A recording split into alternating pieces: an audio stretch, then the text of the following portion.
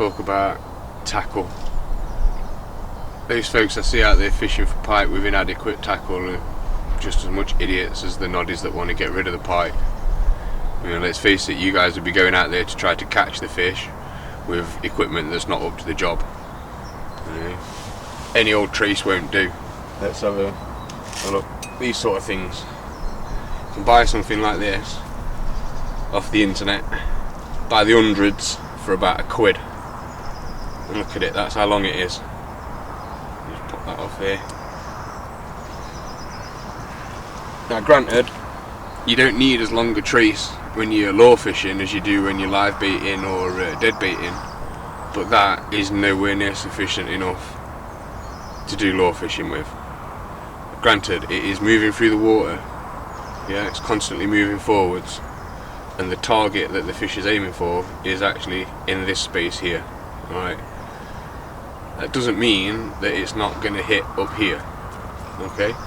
And if you've watched any of the underwater lure stuff that the Russian guy in Ireland does, you'll see the pike hitting his lures, you'll see the pike hitting his cameras, and you'll see the pike hitting his downriggers. You know, they're just hitting movement. But let's put that to one side. Let's say that that's not an issue. They're only going to go down this end, yeah?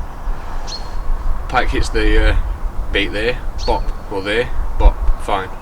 And then in the fight it rolls, so that wraps around it like that. Now my hand is about as wide as it's probably a 2 or 3 pound jack pike.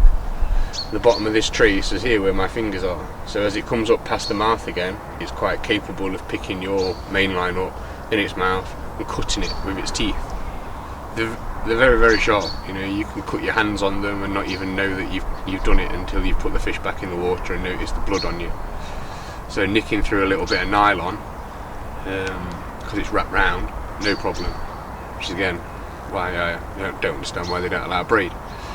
But still, for me, you've got to have a trace that's long enough to wrap around the mouth, the head of the biggest pike that's suspected to live in the water. So that, not good enough. Yeah, pop that there.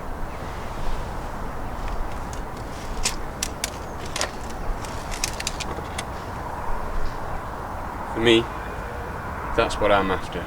Something that can go all the way around big pike's head and still leave me trace. Yeah?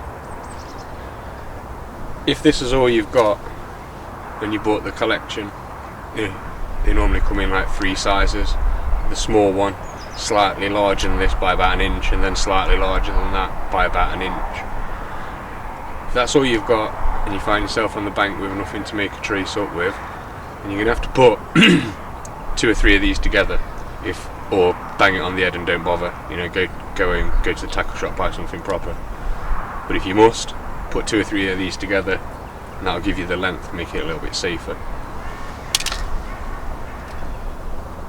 And for me, I'll be using something like that. It's about 24 inches long.